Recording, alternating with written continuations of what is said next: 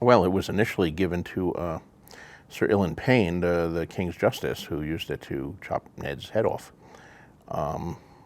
And presumably he kept it for a while till Lord Tywin got to town and decided to make other uses of it.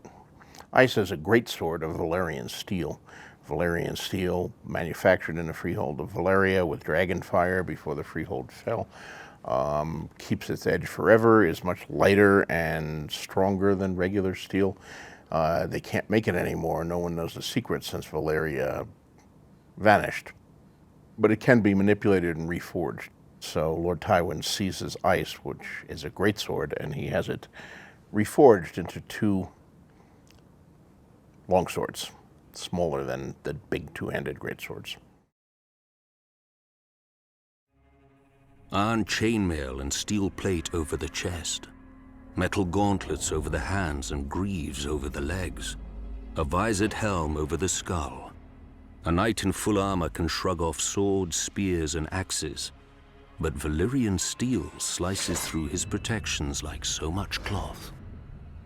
As advanced as iron is from bronze, so is Valyrian steel from ordinary steel, lighter yet stronger, and nothing holds an edge like it.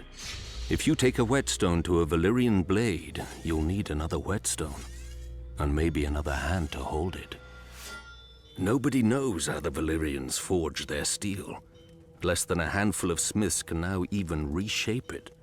The process, like so much of their civilization, was lost in the Doom. Many claim they wove magic spells into the molten metal and blasted it with dragonfire. When you see a Valyrian blade, smoky and dark as if drinking in the sun and rippling with 1,000 folds, you may not scoff so loudly. The Valyrian steel that exists now is all there will ever be.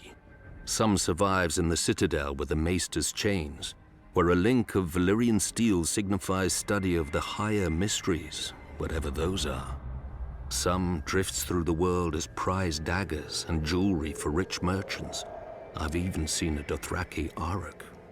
But much more of Valyrian steel lives on in the great houses of Westeros as their most treasured possession. A sword passed down from father to son for generations. Ice of House Stark. Heartsbane of House Tarly. Lady Forlorn of House Corbray. But even precious treasures can be lost. Aegon Targaryen's Blackfire and Visenya's dark sister disappeared in Daemon Blackfire's rebellion. A foolish king of the Rock took House Lannister's Brightroar to Valyria, and neither blade nor man was seen again. And then there are the swords that are not lost, but lose their owners. For 5 centuries, Longclaw was the pride of House Mormont, my house. Even penniless and in great debt, I chose to sell men rather than the sword. And when my shame became known and I fled Bear Island for the east, I left it behind for my father, to hold it for a worthier heir. Valyrian steel is a wonder of the world, sharper than wits, truer than men, rarer than virtue.